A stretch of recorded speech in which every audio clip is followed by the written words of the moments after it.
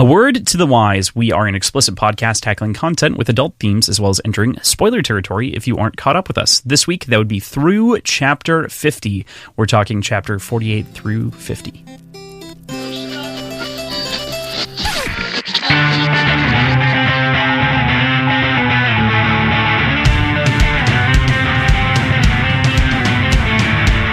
Hey there, this is Cross. I'm PJ. And we are Words and Whiskey, a podcast for veteran and novice readers alike. We tackle fiction novels and love to talk about what we're drinking. You should think of us as your intoxicating weekly book club. So I just want to be clear, because Crossland was unclear during that intro. We are reading Brandon Sanderson's Well of Ascension. Did I say Mistborn? No, you just didn't say the book. No, I mean, whatever. Chapter 50. You clicked on the title, damn it. Fuck you. I know it says all that in the title, but just to make sure, in case you didn't know. Also, doubly in case you didn't know, today is our 10th episode discussing The Well of Ascension by Brandon Sanderson, and we are going to chat about chapters 48 through 50. But before we do that, PJ, let's talk about what we're drinking. What are you having today? Did anybody give me a name yet? I think you just got Tiki Bullshit. I got Tiki Bullshit. We already have a drink named Tiki Bullshit. Mm-hmm. So I don't know what to call this. It's a whole lot of stuff. That's the name. It's a whole lot of stuff. So essentially, I knew that I would be reconciling a lot of predictions. So I needed something with volume. And if you want volume, you just put juice in it. So I went with more tiki drinks this week. So are you ready?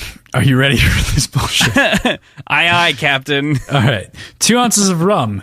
1.5 ounce of rye, 1/2 ounce of port, 1 ounce of lemon juice, 2 ounces of pineapple juice, 1/2 ounce of orgeat, 1/2 ounce of grenadine, 1/2 ounce of passion fruit syrup, 1/2 ounce of cinnamon syrup, 3 drops of vanilla extract, 6 drops of tiki bitters, and a garnish of mint sprig and lemon twist. How's it taste? Fucking delicious, dude. It's super sweet. It's super boozy. Like, it is herby and cinnamony and everything that I want. And I'm going to be happy to drink as many times as I have to for all those goddamn predictions. It's true. There are a number of those that came true over the course of this last week, and then 1 or 2 this week as well. Fantastic. That sounds really tasty. What's your back half beer? I think it's the same as last week, or I had it when I was chatting with you. I can't remember which, but Coffee Cake from Portage. It's a coffee blonde ale with vanilla beans and cinnamon and coffee. Cool. So that sounds tasty. It is. It's very good. Yeah, so I think you said it drinks like it reminded you of Banshee Cutter. Yes. And then we ended up talking about that for a bit. Yep. Yep. Cool. What are you drinking? Well, man, I, since last week, have still not had time to go to the grocery store to refresh beer supply. I actually did have time to go get citrus and other things like that, and like food, of course, but I didn't think to grab beer, and I just haven't. So instead of making 1 cocktail, I made 2. And they're both originals, which is even extra crazy. So crafted 2, and they're both winners, which is great. So the first one is a Manhattan-style cocktail called Quan's Last Gambit, is what I'm naming it here, because at the very end, the logbook that we read at the end talks about his last gamble. So, we have to dress it up in the Words and Whiskey suit and call it a gambit. That is composed, it's a really simple cocktail. 2 ounces aged rum, 1/2 ounce dry curacao, 1/2 ounce Fernet Branca, and an orange twist to garnish. Super tasty, stirred, and then poured over I just dropped the rocks in it to keep it cold for the duration of the show, but you can serve, it's a Manhattan style cocktail, so if you wanted to water it down, feel free to drop it in. If not, drink it straight. It's super tasty. It's a spin on a different Fernet cocktail called Away Colors, which generally includes like a banana liqueur, and yeah, it includes a banana liqueur as opposed to dry curacao. So okay, that was my big flip out. Yeah, good deal. And then cocktail number 2, back half cocktail, is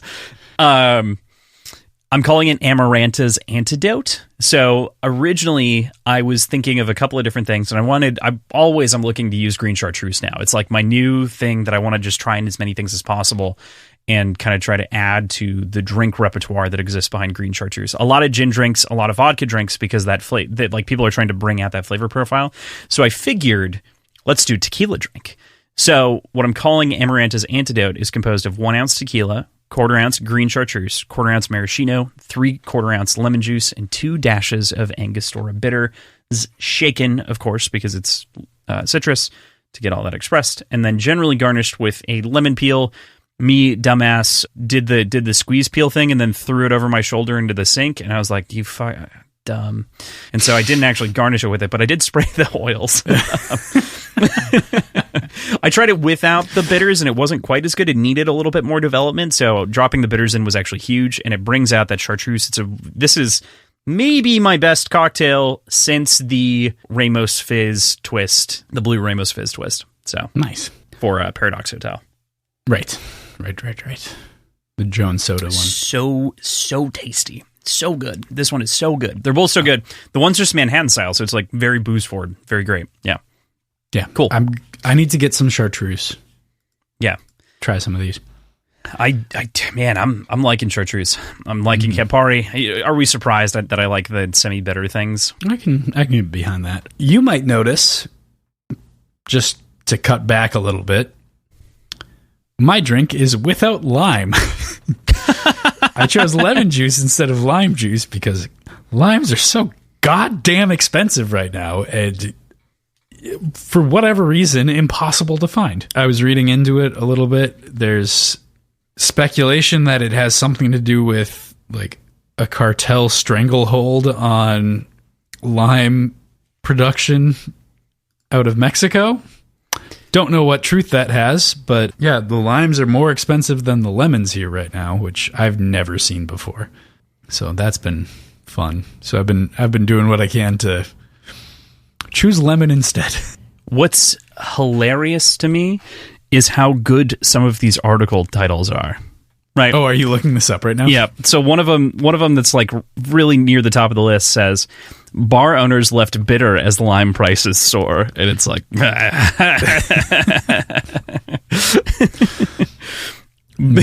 oh, the full title, "But inflation isn't what's leaving the sour taste."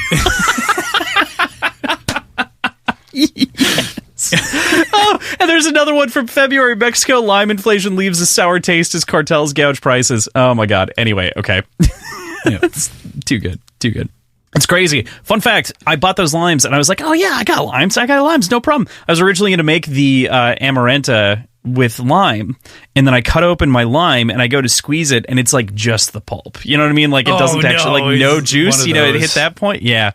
And then I went to do a second one, and it also had the same problem. So I'm like, uh-oh. Is it just like an old lime supply then? Maybe that's the closest thing that I can get to an assumption, is that they're like older limes. So yeah, it's just weird. It's just weird. The way. It's kind of funny. It's just the way it went. I thought it was very funny. Cool. All right. Unlike our usual format, this is back to like early Red Rising days. We are going to jump into last week's predictions right away here.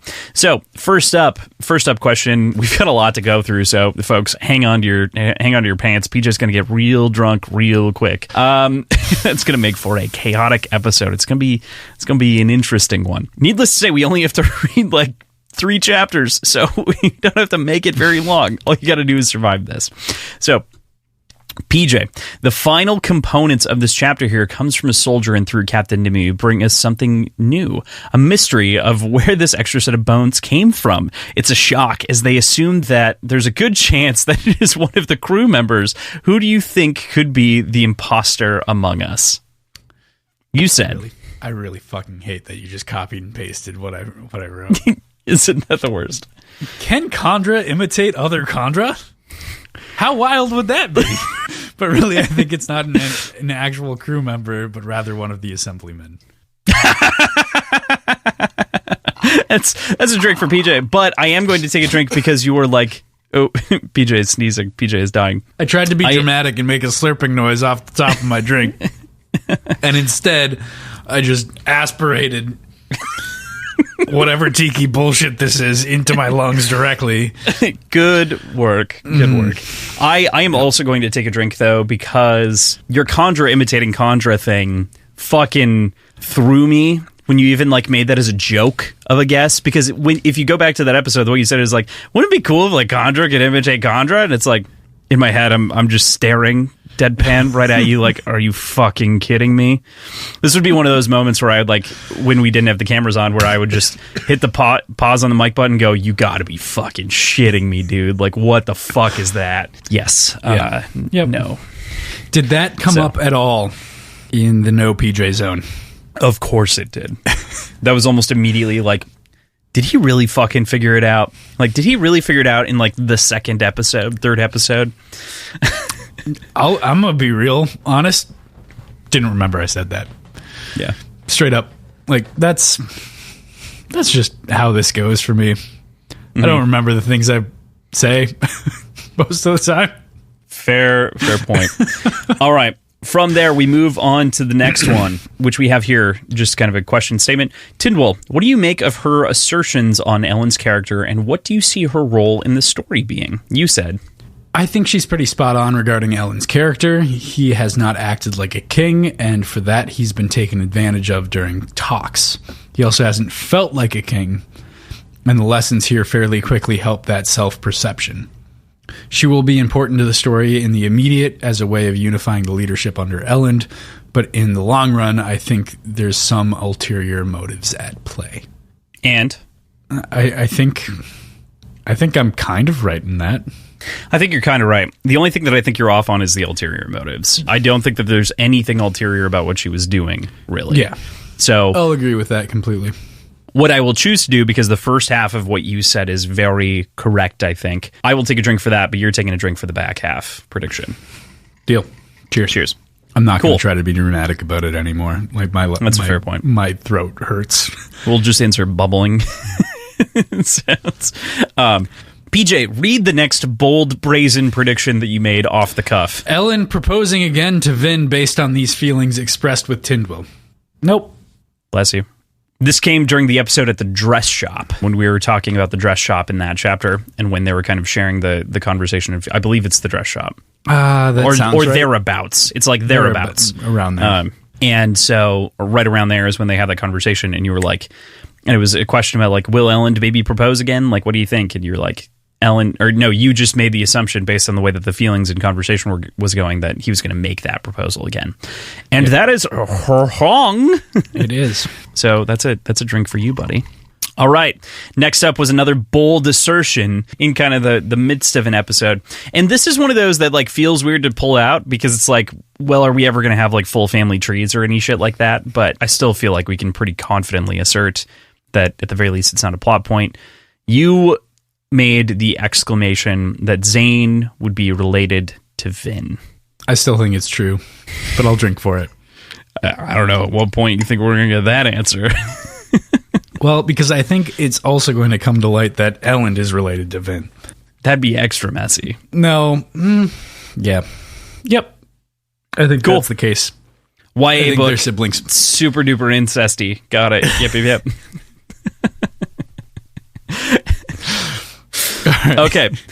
Next up is a question that I did ask. What do you make of their conversation that they have at the end of the chapter discussing his belief in the church? Do you believe that he's the Condra, he being Demu? This was where you decided that you're going to put your flag in the sand for who you thought the Condra was. Yeah. And even the way this is written out is not committed, but, and I quote, "It's tough. I don't know. Fuck.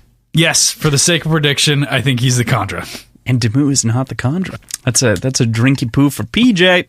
Yep. 1 drinky poo, 2 drinky poos. All right. Anyway. All right. Next up, and the final prediction that we have to go through this week is, after she chases him down, they stop and have a conversation for a moment. Our watcher defines himself as insane as a part of the reason that he had let her live.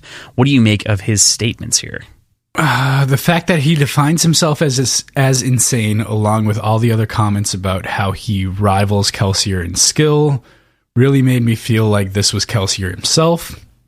And while I think it could be a possibility, I think Vin would be able to see through any disguise Kelsier would put on, unless Kelsier is a Khandra somehow. But ultimately, I've got another guess. This is Reen. So the last little bit of that being the imperative one, that Zane is actually Reen. Honestly, I'm kind of upset that he wasn't. Or at least that hasn't been revealed yet. Okay. If it's revealed at some point, I will definitely take the 2 drinks that are prerequisite for any of those moments that come back. Fair enough. There's one other one that I wanted to bring up that I think that we paid off previously, and I don't remember who drank for it, and I couldn't find it. Maybe it was just kind of a rogue thought, rogue prediction. But it was regarding Rianne and her having ulterior motives, being like a spy inside of the city. And I think this week we get the answer that really that's not the case for the most part. She's not really... I don't think that's true at all. Okay. We'll get into it. Yeah. She immediately goes back and like shares information with her dad. Of course she was the spy. I think that that's a little bit of a bigger assertion than you were wont to make it. I was going to take a drink because I think that I asked too leading of a question. Okay. But if you're going to contest me on this, fuck you. I'm not going to contest you. Absolutely. No, we get the we get the understanding that she actually has genuine feelings for Breeze. Mm-hmm.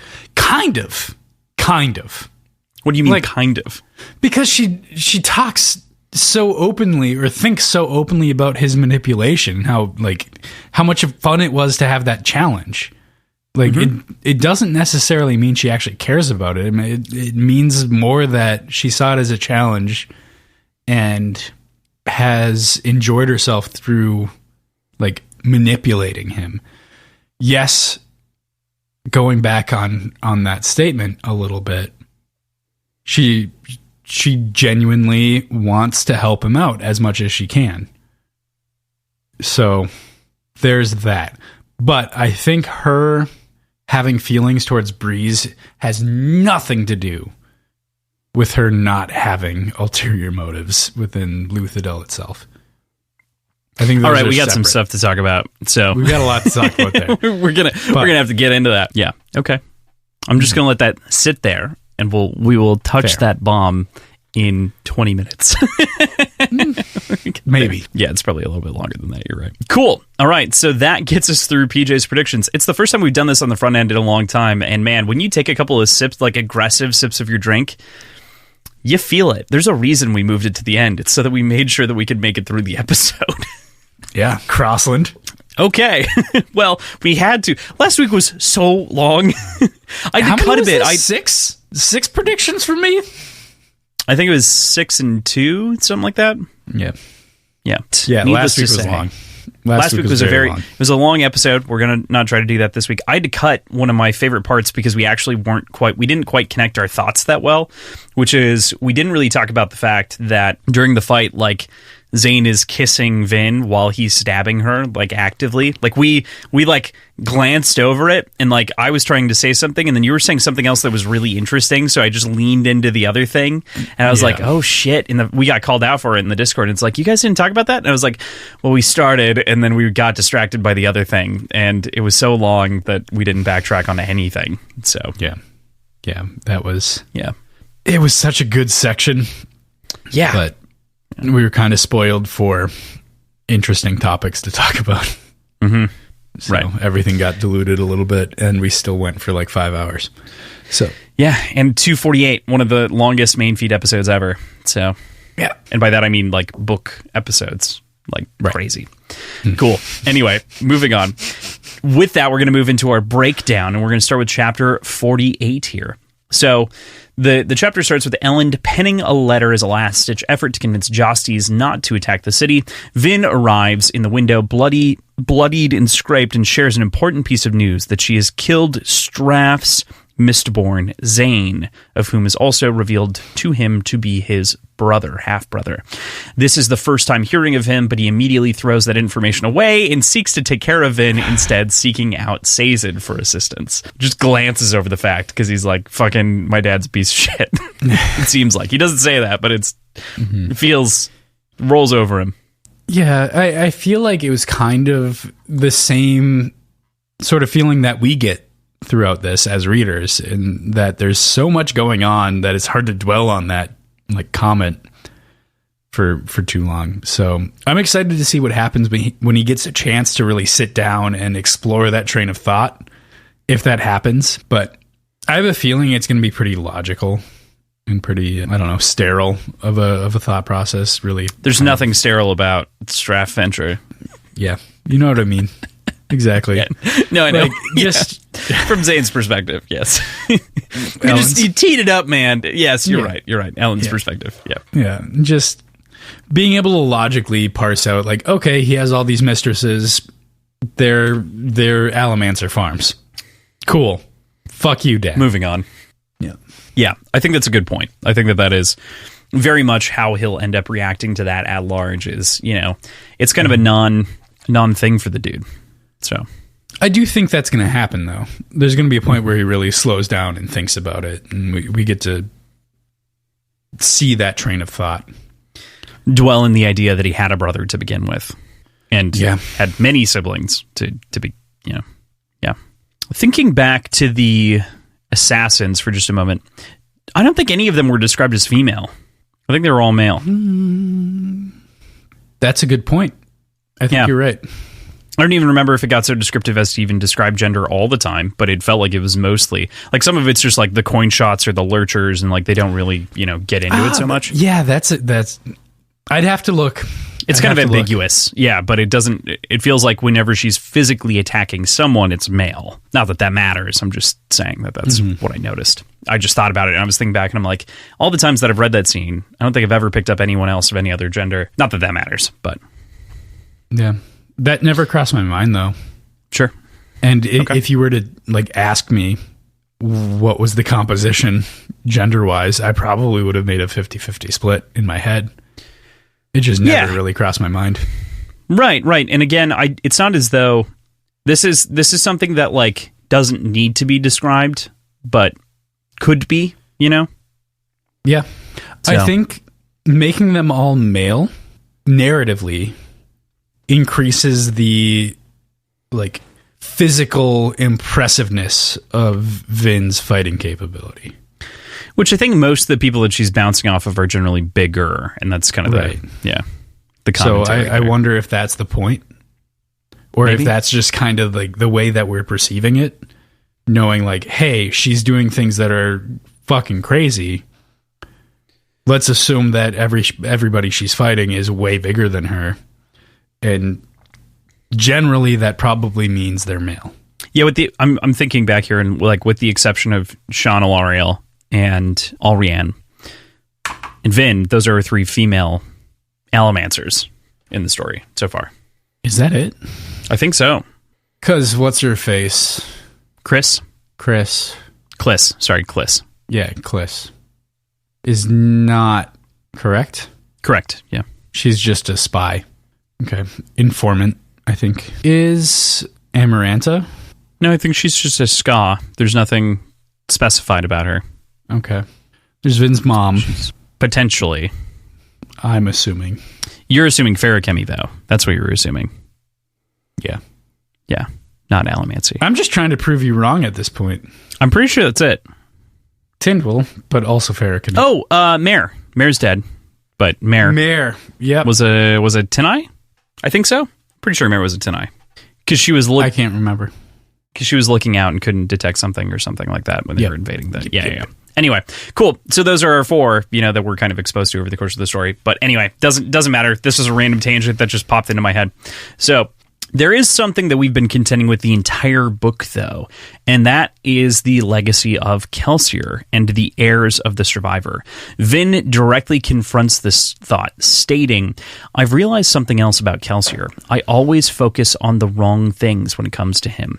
It's hard to forget the hours he spent training me to be an Elementor. Yet it wasn't his ability to fight that made him great. It wasn't his harshness or his brutality, or even his strength or his instincts. It was his ability to trust. It was the way he made good people into better people, the way he inspired them. His crew worked because he had confidence in them, because he respected them, and in return, they respected each other. Men like Breeze and Clubs became heroes because Kelsier had faith in them, and you are far better than that at that than Kelsier ever was, Elend. He had to work at it. You do it instinctively, treating even weasels like Phylan as if they were good and honorable men. It's not naivete, as some think. It's what Kelsier had, only greater. He could have learned from you."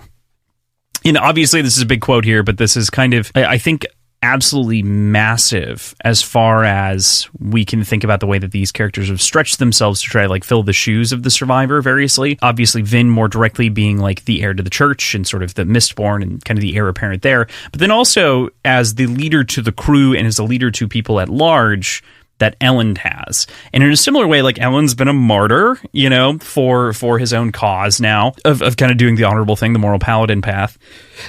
And then, you know, Vin's kind of going her own way and understanding power and how to use it best. And she went down kind of the Kelsier rabbit hole and is now coming out on the other side, again, remembering what made her great in the first novel, which is, you know, kind of the trust in people and the, you know, you don't need to kill everyone in your path kind of mentality through the likes of Goradel and otherwise. Sorry, that was a rant. Go ahead. No, you're good. From my perspective, this, more than anything, completely changes the way that Elend seems to interact with Vin at all going forward. This was his main source of insecurity. And when it comes to his leadership and his relationship with Vin, he always seemed to compare himself to Kelsier. And sort of breaking down that comparison opens the door for some more direct conversation between he and Vin in a very, very positive way. And I can't really point to a specific instance textually, but it felt like they were always sort of skirting around each other in conversations about Kelsier and leadership and just that whole... I don't even know how to describe it as a topic. This just felt like a turning point in their relationship and in Elend's personal life. Yeah. I think what gives me what, like, I totally agree with you. It's as though this silent wall has finally crumbled, right? This non-existent kind of barrier that prevented them from directly interacting about a number of topics has crumbled now with this kind of understanding and revelation. I think, to add into what you're saying a little bit, this is also the first time that they've even had a second to like really stop and talk to each other in a big way and to even like confront some of these thoughts and emotions, because Vin has realized that it's so important to do so and has finally came to terms with the fact that she needs to slow the fuck down. I think that that's another factor in kind of the breakdown of this wall. And in turn, like you're saying, that feeds into solving a lot of the insecurities that Elend has and that Elend's brought to the relationship. Yeah. Through all of his lessons with Tindwyl and all of his progress as a kingly character, there was always that insecurity sort of living in Kelsier's shadow. And I don't know, we don't have a lot telling us that he's out of it now, but there's just a feeling to the rest of the section. Yeah. Whenever Elend comes up, that it feels like a breath of fresh air. It feels like he's sort of free. Yeah, totally. I definitely agree. It does feel like he's been liberated of some great burden. And some of that, I think, is ultimately the lack of clarity on Vin and Elend's relationship, which, of course, is then kind of given this, it's given this fantastic high note that we get to start out this episode on, which is that Vin turns to Sazed and asks him to marry them on the spot. It's a heartfelt, incredible moment punctuated by its absolute simplicity that I adore every time that I've read it. his blessing after it as well is just wonderful. To read the little blessing here. Those who take lightly promises they make to those they love are people who find little lasting satisfaction in life. This is not an easy time in which to live. That does not mean that it has to be a difficult time to love, but it does mean that you will find unusual stresses upon your lives and your relationship. Do not forget the love oath you made each other this evening. It will give you much strength in the days to come, I think. And now our pair is married, finally, after they both realized what was important and what they wanted. So first and foremost, I think regardless of the fact that Sazed is probably the only one that's qualified to conduct this ceremony, I think it's super fitting that he's the one to be their officiant, considering that he was there when they were introduced to each other. He was always Vin's confidant, and as we talked about last week, he's her father figure, more or less. So that's super fitting. And I can't think of a more perfect way for the two of them to get married. Just completely privately, without fanfare, and requesting the quickest and simplest possible ceremony. Like it is exactly what I would expect from this pair. Yeah, it is exactly what you want, because everything that they've done has been so counter to sort of standards in a lot of ways. And so to have this very particular religion be brought up and have these very particular kind of notes surrounding it, I do agree with you. Sazed is the one that should do this. It feels appropriate for all of the reasons. It's that like father figure marrying them. It's the religious guy marrying them. There's just all of these contexts that make Sazed the right character in the right moment to perform this act. And it doesn't need the fanfare of anything else. And that's kind of something that they've also been learning is, they don't need anyone else but each other. And so there's just that implication over top of the whole thing. And it's wonderful. The city's about to burn, but they got married. So that's cool. Yeah. Don't bring up that shit. Don't put that evil on them. I will say, I was expecting some sort of conversation, some sort of reaction later on, like after this section, when and I'm sure we'll talk about it, but when Elend is confronting Tindwyl, when he just kind of drops the fact that they're married, based on how it happens, she already knows about this, and like time enough has passed that like the secret's out. But I really wish we would have heard that interaction first. Like for him to completely throw Tindwyl off her game by like dropping the fact that they're married subtly. Yeah, my wife. Yeah, I think is what he says. Something like that. Yeah. Right. That would have been fucking perfect. And the sort of disarming statement. Yeah. Yeah. It would have been great. I do agree with you. It's one of those things, it's just like that little bit of satisfaction that you get robbed of.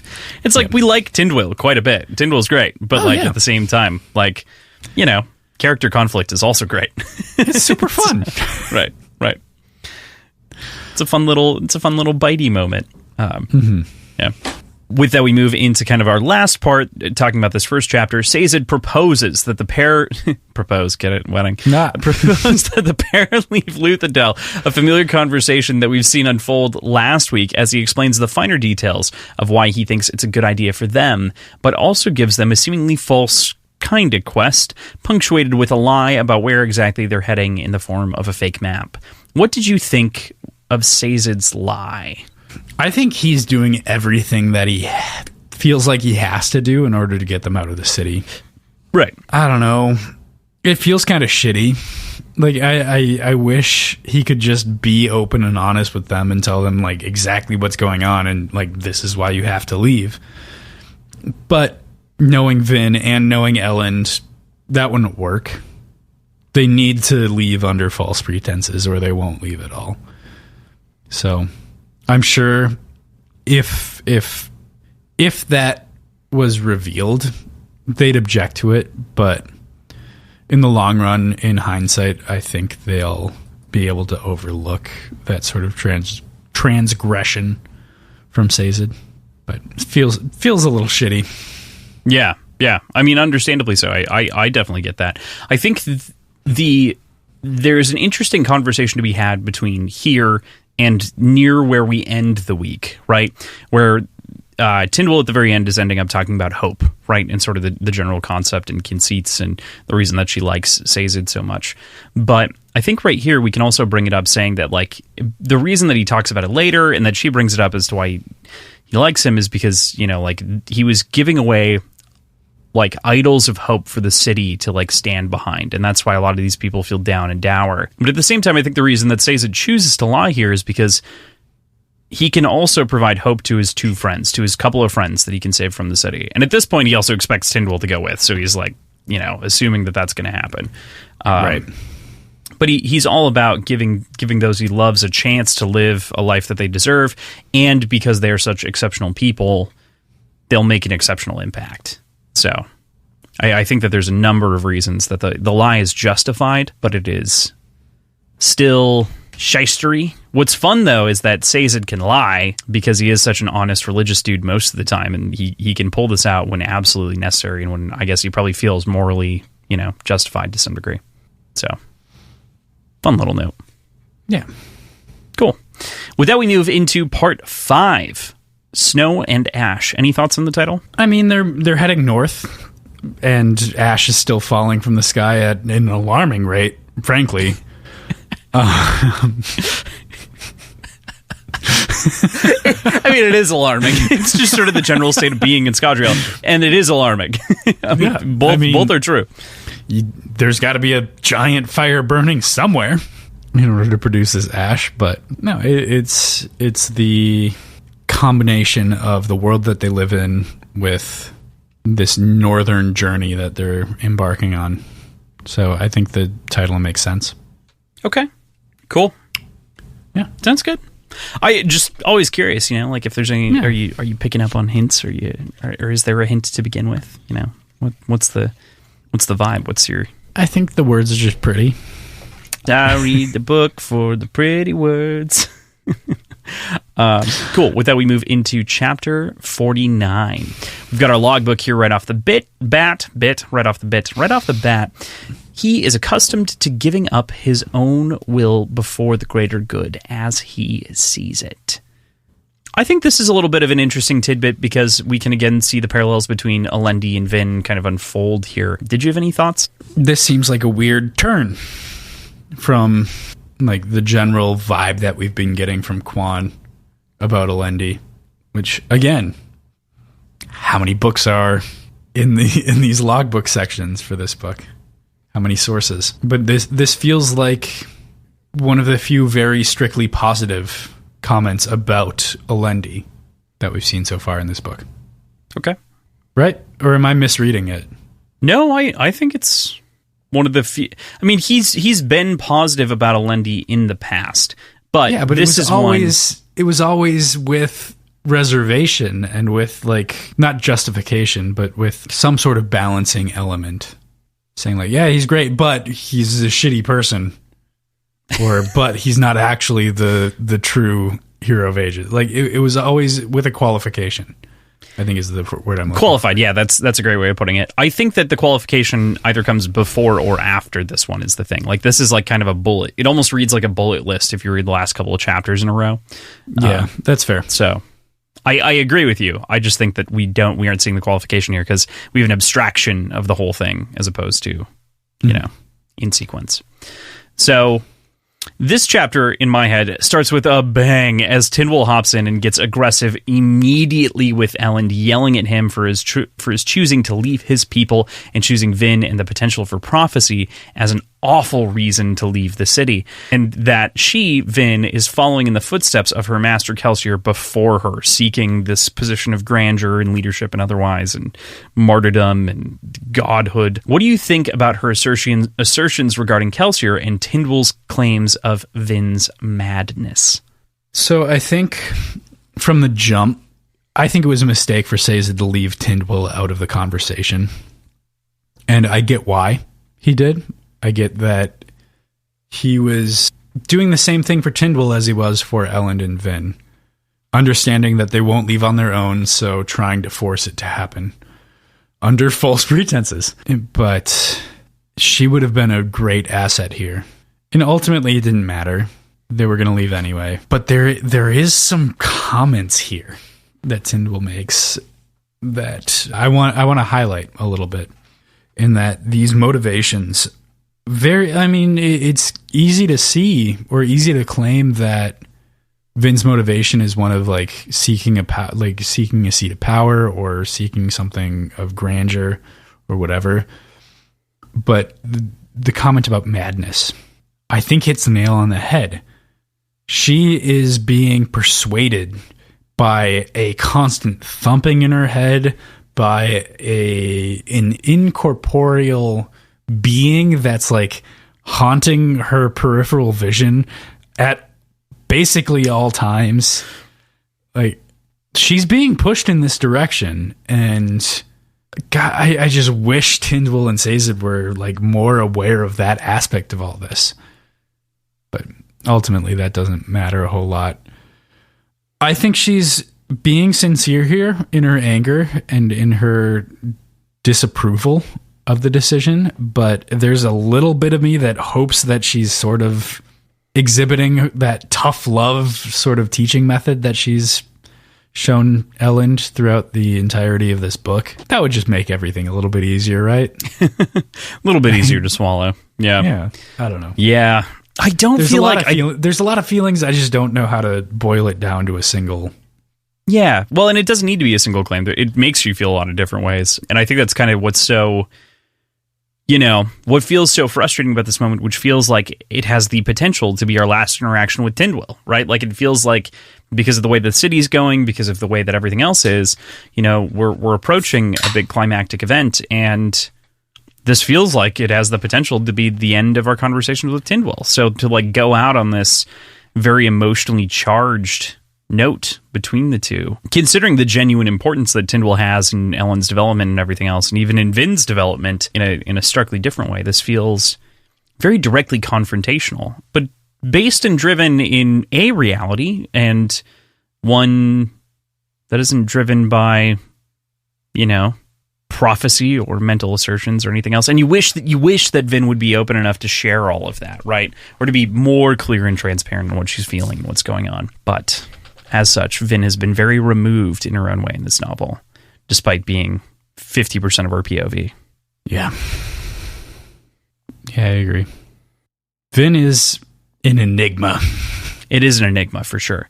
Did you have any thoughts about her assertions based on Kelsier? Like, derived from Kelsier? I think it's kind of ironic to bring that up after this conversation that she had with Elend. I think more than anything, like, we get that dramatic irony of knowing that relationship has kind of been, I don't want to say severed, but that influence has kind of been severed. I think she's done a good job of proving that she's no longer strictly motivated by what Kelsier would have done. I'd go so far as to say informed. It's a more like she's made a decision on it. It's not severed. Like, the impact is still there. But I think that's where like informed works a little bit better, because it like gives you, I totally see what you're saying. Definitely see what you're saying. I think you're right. It's not the end of that relationship necessarily, but it is a it's another viewpoint. She finally has an angle on the whole thing. Right. So, yeah. Okay. That makes sense. And it is a sense of dramatic irony, I think, for us as readers to like view this and be like, you don't even know. Like, you're looking at a high level view that it feels a little abstracted from reality. So, yeah.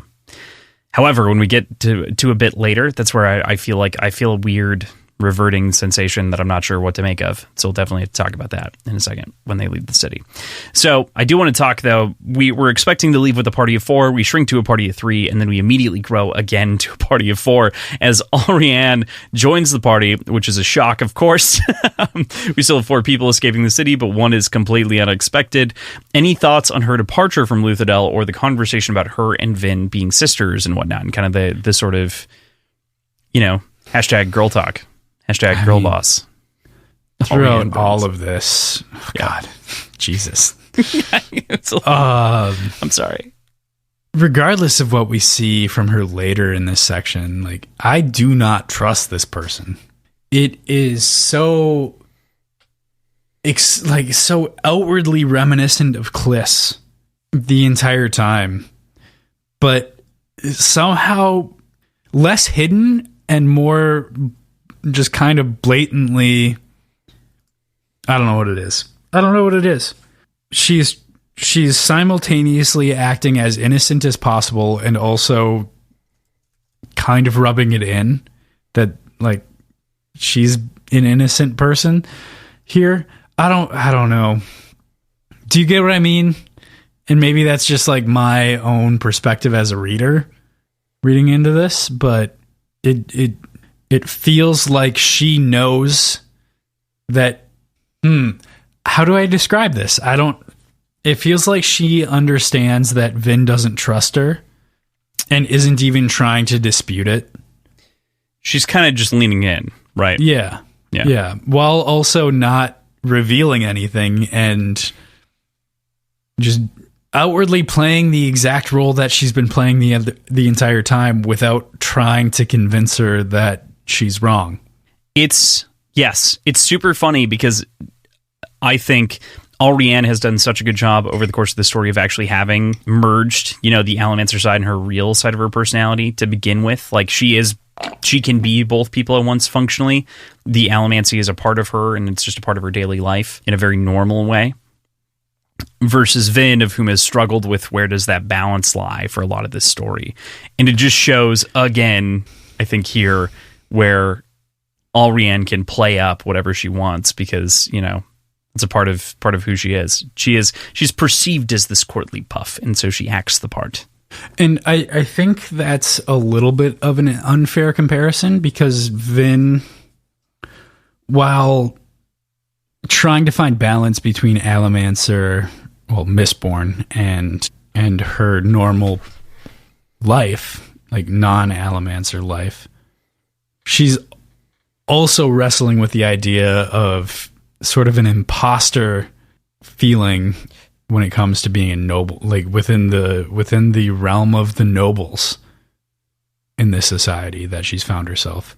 So she feels like an imposter in her personal life and in her extra personal life. So like it, as a Mistborn is when she truly feels like herself, but that doesn't necessarily extend to being a Mistborn acting on the behalf of the crown, and it has nothing to do with her interpersonal life, which there she's acting like a noble person, which is counter to everything she knew growing up. So like her identity is fucked, more or less. And maybe it's easy enough to boil it down to the idea that she can't find balance and Alrianne can, but I think it's a lot more complicated than that. Yeah, it's definitely, I'm just using as a foil, right? This is the assembled person, this is the disassembled person. To your point, you're right, I probably am a little bit oversimplifying it, but I think that's really what I'm trying to pick at more is like we've got an assembled Allomancer with a real personality versus the real personality is so aggressive. I didn't mean that. We have someone who has their life together. Wait, that's not better. We get the point though. Not retreading it too hard. So yeah, that was rambly and mostly bullshit. No, I think it made sense. I don't think it was. I was just not wanting to continue rambling because I think you did a good job of summing up the point after capstoning it with a clarification joke. As such, so I really like leaving the city. Leaving the city, I think, is really fascinating to me. Vin's language, even as she's talking to the soldiers that are kind of looking at them and kind of losing hope, she says, "Peace. We are not abandoning you. We are going for help." And it kind of has this tone to me that seems really to pull on her own religiosity, especially as she's referred to as Lady Air. Obviously, she looks at like the guards and people look at Elend and like think that he's abandoning them because it's a common thing for nobles to do in moments like these, so it's not unexpected. But for her, it's a little bit different, and there's this other side. What do you make of this sort of moment? I guess my rationalization of this is completely tied to her epiphany about Kelsier. Mm-hmm. And once she's able to sort of distance her own identity from his, she's able to lean into the Lady Air aspect of her public life without feeling suffocated by it. She's able to sort of see what she means to these people without it being completely shadowed by Kelsier. And I feel like the more I talk about this, the more it makes me seem like I'm vilifying Kelsier, and I hope that doesn't come across that way, because no, it's the impression of his legacy, right? Like that's the issue. Is it's not Kelsier himself necessarily. It's the impression that he's left. That's this issue, and it's the weight and responsibility that was left on the shoulders of all these people that are now trying to like keep everything going. Yeah. It'd be like if Luke Skywalker died and like people had to try to carry that on. Like, oh shit, like our chosen one fucked up, you know. Yeah, basically. Yeah. So the absolutely crazy running away scene, I think, is absolutely nuts and shows that Vin hasn't lost that inventive touch she had with Allomancy from the first novel, highlighting her use of pewter powder dust to affect the ground and how it swirls. It's pretty neat. It is super neat. I think this is one of the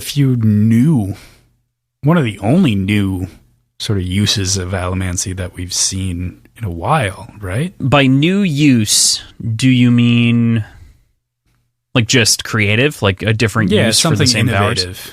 Yeah, I think so for the most part. I mean, there's some interesting stuff with Duralumin during the duels that's going on, and like, but that's not, it's weird because it's a augmenter, not a Yeah, I guess the same could be applied with her interaction with, not even use of, but interaction with Atium fighting against Zane. Yeah. I was about to say Reen. Of course you were. Of course I was. But it was nice to see some innovation here. And I'm curious if this was something that she had used in the past and we hadn't seen it, or if this was a strictly like novel idea in the moment. Sure. Yeah. It does make for an interesting question. I think it was something that she anticipated, though. Because remember, the last time that we saw her use pewter even a little bit was when she like threw out the bag and blinded the Inquisitors. Right. So I think that she's kind of got a general idea of like there have to be other uses to like use clouds and stuff like this, and big elements, because even the tiniest bit of a metal is effective. And she did have this like pewter dust prepared. So yes, yeah, there's that. She kind of knew what she was doing. Yeah. All right. So we switch, of course, from the daring escape to that of Breeze. Actually, just to punctuate this a little bit, during the runaway, Alrienne splits off immediately, ditches immediately. Yeah. Which I think is really funny. It's like there's all this prep and build up, and it's like peace. But just wanted to bring that up as well. Annoying. Yeah, annoying. It's just funny. It is funny. Yeah. And I mean, I can't say it was unexpected, but annoying, frustrating. Blah. Blah. I don't know. So we switch there, of course, from Alrienne running away to her dear Breezy and the crew watching the group of them leave. There's this kind of large conversation about the nature of faith and religions between Sazed and Clubs that happens here that Breeze is observing. And Clubs leads off here saying, "It's very easy for you, isn't it? Believing everything, never having to choose." And then we cut to Sazed. "I would say," Sazed replied, "that it is more difficult to believe as I do, for one must learn to be inclusionary and accepting." What do you make of this conversation? I think that this is a really fascinating diatribe on how someone like Sazed can hold so many faiths and, be so interested in the study of these things. True theologian. Yeah. Yeah. I have a read on this, and I'm not sure if my description of it will actually make sense. So let's see what you think of it. But sure, I think both of them have pretty good points and very valid points of not having to choose versus really kind of having to wrestle with trying to believe all of them. I think what it really comes down to is that Sazed, by his own perspective, chooses to believe all of these, which puts a huge burden on his shoulders. And I think that burden is what allows him to be so driven. I think it's what gives him the motivation to seek all the information that he's been seeking and to spread the knowledge that he's been gaining, that he's been collecting. Because I think without the burden of carrying all these basically dead religions on his own, he wouldn't have the urgency or drive to actually go through with all these incredibly difficult journeys that he's been on. Yeah.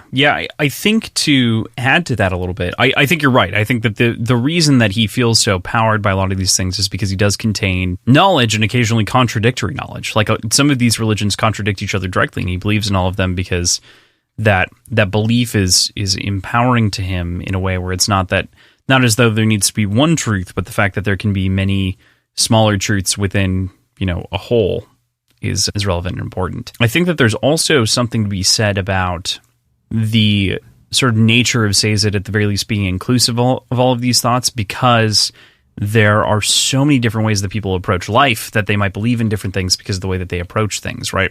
That's why, like, in moments he feels like recommending religions based on the experience someone is going through at the time, because sometimes a belief... I think that a lot of, like, modern belief systems are around giving you, like, a guidepost to solve a lot of these things or address, like, a lot of situations, right? Like, that's, for the most part... From a moralistic standpoint, that's what a lot of religions do, is they provide guideposts for how you react to things and events and whatever else. And they differ based on different kinds of events. That's just sort of reality. And I think that instead, the way that Sazed treats religions is sort of as, like, almost single issues, where it's like, oh, they have a really great idea about death, and so I'm going to bring this up because it's incredibly relevant. Or, oh, this is the new single issue. And for clubs, that's like, well, if you believe in everything, you believe in nothing. You've no true conviction. He's like, my conviction is actually in all things, is in people. And so I think that's where there's never a resolution to this argument, I don't think, and I don't think it's intended to resolve, but that does make it fun and chaotic and interesting. Yeah. I don't know. It does. I like this central moral argument here. And this is kind of central to Sazed's character. Yeah. And clubs. It is the core of his character. Yeah. I find it so fun that it's Clubs that is addressing a lot of these things and not Ham that's interrogating, Like, Ham is the one who's like, wait, you're not going to ask a question about that? When, like, Clubs turns away, because Clubs is the kind of sour-minded man and has been from the very beginning. He didn't like soothers right away or rioters. He didn't want to be around emotional almancers because despite the fact that he was immune, he, didn't trust them. Mm-hmm. He's very, something in his beliefs, stuck in his beliefs. So, yeah. Yeah. Neat. Yeah, I think so. And then we cut to Straff. And that man is not having a good time. He wakes up in his bed. He's really hot and sickly, seemingly to have been poisoned by his late son, Zane Venture. He calls out for his mistress and antidote maker, but notices something is wrong with the concoction that she's making when he burns tin, that she's made it incorrectly. And over the course of the scene, we also get revealed that Zane had never actually poisoned her. It was she who had been drugging him as revenge for his neglect after she bore him children. She turns the man into an addict. And to me, this kind of feels like comeuppance in a way, because he's kind of already been addicted on one side of things to you could maybe make the point or make the case that he's a sex addict, which I think is not unreasonable considering the way that he thinks about women as these objects and everything else and kind of desire and the way that he's sort of repulsed by certain things. There's just like this layer of sort of deviance and whatnot that you can kind of get that impression. But there's also an irony to bring this man down, like an ex-drug of his, drugging him and turning him into an addict of something else, and him never understanding that or never being able to see it in front of his own face. It's lovely poetic justice from Amaranta. And, like, the whole reveal, is such a perfect twist because it, at least in my head, it doesn't simply absolve Zane of the wrongdoing. It's not like, oh, it was me the whole time. It just kind of offsets it to a certain degree. Like it still posthumously creates depth to Zane's character, being the one that's like pulling the strings to a certain extent. Not exactly. Not pulling the strings, but I know what you're getting at, yeah. But he's involved. He's actively lying to protect her. But also, I think she says that it was his insistence to be the one that's like blamed for it, which is complicated and weird and fun to think about. I don't know. Yeah. It makes them conspirators, and the fact that it happened completely like behind our backs, but we knew. The fun part is that this is such a good Chekhov's gun where it's been planted as though he's been solving these problems, and like Zane's been maybe fucking with his tea and making him feel weird. Then he goes and gets the antidote and he feels better. Like whenever the pangs come on for addiction, like that's when Zane's around, as though he's like timing it. There's a lot of interesting discrepancies that pop up around this over the course of the story, and with hindsight, the potion poisoning thing becomes much more interesting. Yeah, through Amaranta. Yeah, it does. But it comes to a pretty tragic end. That's true. It is pretty unfortunate. God, she turns blue.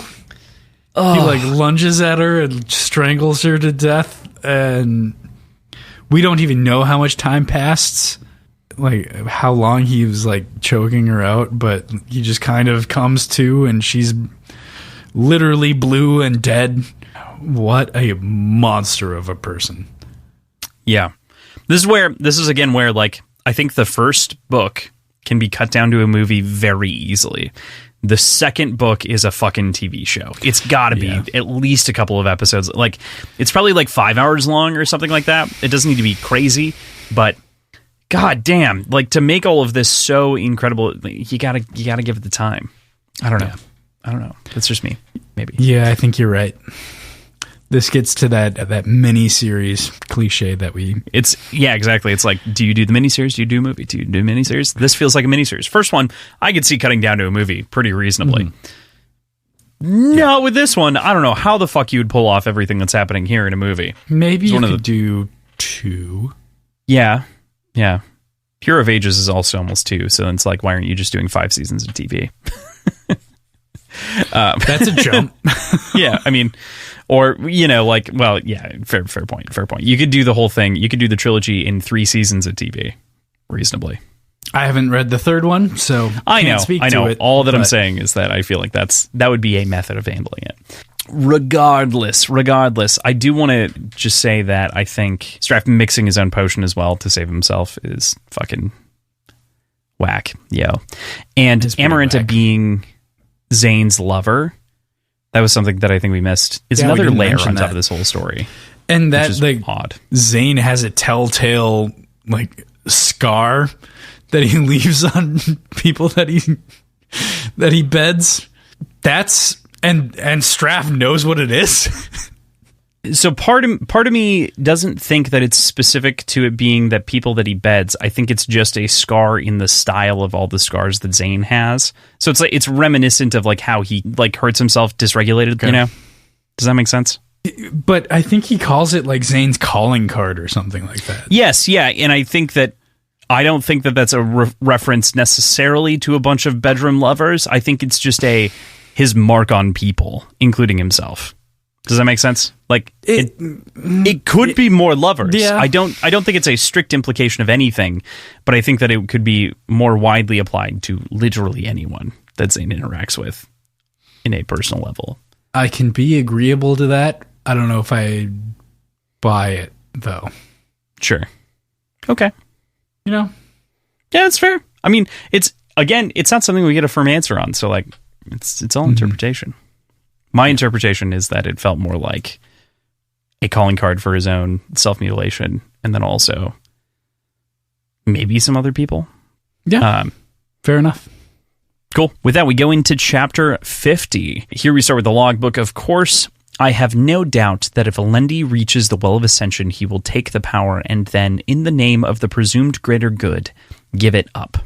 Well, he didn't get the chance to do that, huh? No, he didn't. He didn't get the chance to do that. Think he would have? I think he would have, yeah. I definitely think he would have, yeah. I think so too. I think that's kind of his vibe. Seems like it. Seems like the listen, yeah, the follow and listen kind of a person in that situation, with kind of like the anxiety of divinity over his head, especially compared to Rashik, who took up the power and then used it. Yeah. Anything else on this one stands out to you? Well, it's making me think about parallels. Okay. And history repeating itself. And who is Sazed going to put forward as Vin's foil to go and steal the power from the well? How is Sazed going to get corrupt here? That's all I'm thinking about. I don't know why. Okay. All right. Intriguing. Yeah. Huh. So you're thinking that someone got sent to maybe steal the power of the well from Vin? Well, in kind of a similar way, or like, is that what you're going with like a parallel, or? I guess the if we're going in that direction, it'd be either Spook or Elend. I don't see it so much being Elend, so I think it's got to be Spook.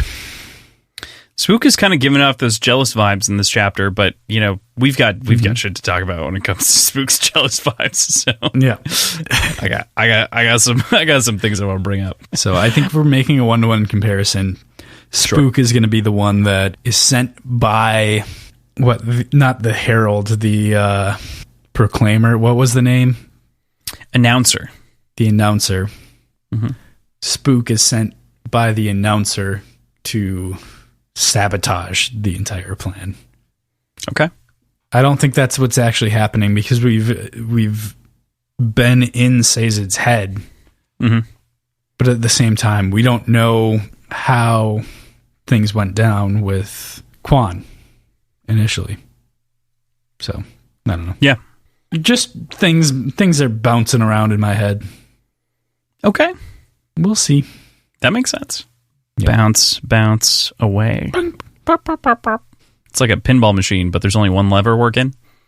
It's just the right arm just swinging. Clack, clack, clack, clack, clack, clack, clack, clack, clack, clack, clack, clack, clack, clack, clack, clack, clack, clack. All right. But it's the top right lever, actually. It's the one that's higher up in the the shittiest the one. Yeah, it's the worst one. It doesn't fucking do anything most of the time.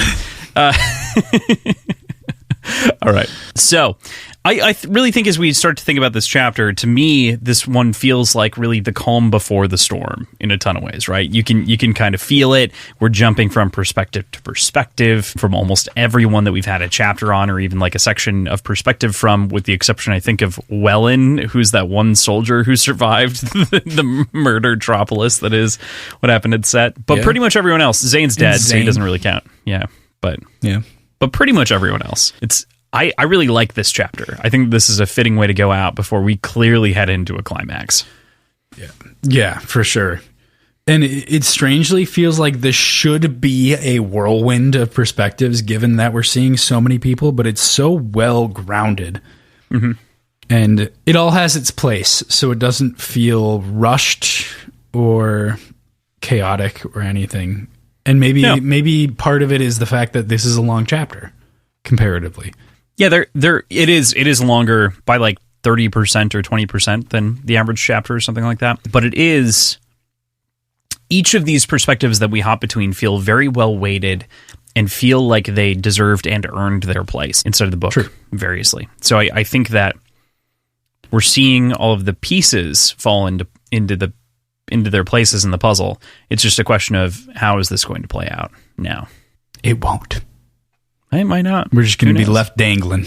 Left dangling for a whole book. Could happen. I don't know, man. Not forever. This is the end of the story.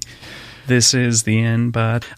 fun fact, if I remember correctly, I think that Brandon Sanderson was writing the last Mistborn book at the same time that he was writing the third to last Wheel of Time book. That seems like too much stuff going on. It does seem like too much stuff going on, doesn't it? Or like he was starting to do the prelim work for the last Wheel of Time book when he was writing the Hero of Ages. Something like that. There's some facet of that story that goes that way. Trying to remember. Now my brain is obsessed with it, so hold please. I have to double check the bibliography. Beep, beep. I'm Robot Man. Beep, beep. Beep, beep, beep. Do, do, do, do. Want the Wheel of Time. Wheel of Time. 2009. And the other book also came out in 2008. So, yeah, right in the same time. So I think that's when he had started doing that. Okay, anyway, cool. Sweet. Done with that. Dunk it on that. I wrote off this entire series back in high school because I didn't like the way the Wheel of Time ending started. Unfortunately. And now here I am talking about it over a decade later. So, talking about it with many hours of recorded audio is, to me, every time I bring this up to myself, this is a little bit insane. But I mean, this whole thing is a little bit insane. Let's be real. Yeah, but specifically an author that, like, teenage Crossan was like, I'm never going to read another Brandon Sanderson novel. And now I've read everything almost that Brandon Sanderson has written. Like, I'm very close to the, non-YA side. I've read everything that he's written. So. You've spent more than $1,000 on shit that he hasn't actually released yet. It's true. You want to put it into real perspective, I've spent at least $1,000 on Brandon Sanderson in the last year. Yeah. Yeah. All right. Tangent. Done, thrown away into the garbage.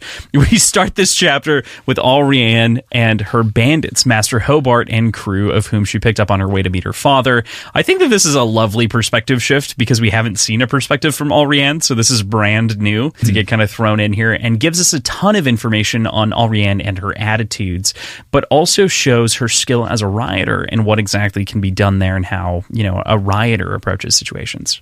She is so fucking devious and calculated. And I've always she's been on my radar as this nefarious force from the beginning, but this is even more than I'd given her credit for, how calculated she actually is. She does make a really good point throughout this that how much care has to be taken with his bandit crew to not tip her hand too much, because they could very easily realize that there's a lot more money in ransom than reward. But ultimately, she dances emotionally with everybody really, really well. Yeah, and I think it's fun that she also plays in, in a slight way into the intellect, being like, not everyone knows about allomancy. It's not an obvious thing to everyone or understand all of the effects. They might know that these things exist, but if they're not exposed to it, they don't get it. And so these bandits are also blissfully unaware that they're being manipulated. And, it plays into the devious nature of Allrianne, like you're saying. Yeah, I mean, fuck her. I don't like her. You like Allrianne? I don't trust her. Don't like her. Oh, you don't trust her. Okay. That's a very different No, different both problem. are true. I'm not saying Jesus. All right. I guess PJ has drawn his first hard line in the sand since Red Rising. Fuck Allrianne. Specifically. No. Nope. She's a rodent. She's a weasel. What? She's gonna worm her way into the story farther and farther, and I'm not gonna like it. I know she's being set up to be a recurring, maybe more main character going forward. I can tell. It feels that way. I just not a fan. All right. Okay. Mm-hmm. That's so interesting. I love her perspective personally. I think it's great. I think it does have that element of it's written. She's written as an 18-year-old, but she feels kind of like a teenage girl. So there's that element that feels a little off to me. But other than that, yeah. So I do want to move in though to the next portion of her part of the chapter here is when she speaks with her father. I think is when Allrianne really shines the best. We get to see the mindset of a rioter versus that of a soother that we see through Breeze, and the subtle differences between the two, even in the way that they approach broaching conversations. I love being inside her brain. Like I said, it does have moments where it feels like she's a teenage girl, but at the same time, there are very clear moments where, like a teenage girl, she knows exactly what to say to ebb and flow. Yeah. I hadn't really thought about it that way, comparing soothing versus riding, but you are absolutely right. The way they steer conversations is similar and so close to the same, like so close to exactly the same, but the attitude of the entire conversation is completely different. Yeah.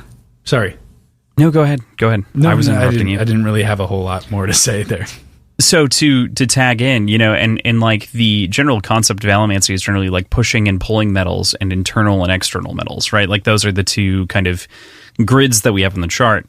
And Alrianne doesn't ask, she says. And Breeze asks and pulls it out of people. And I think that that's one of these small, fantastic character delineations that has came to these people based on their allomantic ability.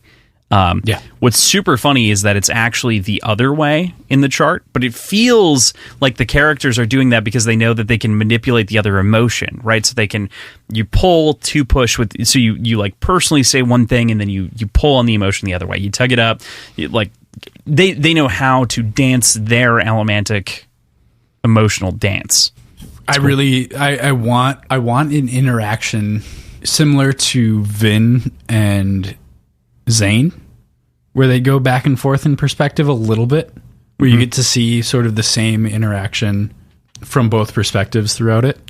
I'd like to see that between Breeze and Alrianne. I think that'd be a cool interaction. But. Okay. Yeah, no, I like that idea. I think that would be a great thing. Just that way you get like a feel of like, what's that allomantic chess match like? Yeah. Yeah. But I don't know what position, like what situation we'd have to get into in order for the situation to really arise, for that to be a satisfying way to like go about the story. I feel like the satisfying way for that to go about the story would be the bedroom in this circumstance because of the two of them. Yeah, like it's kind of maybe it'd be a big shift, big departure, but like that would make for an interesting moment.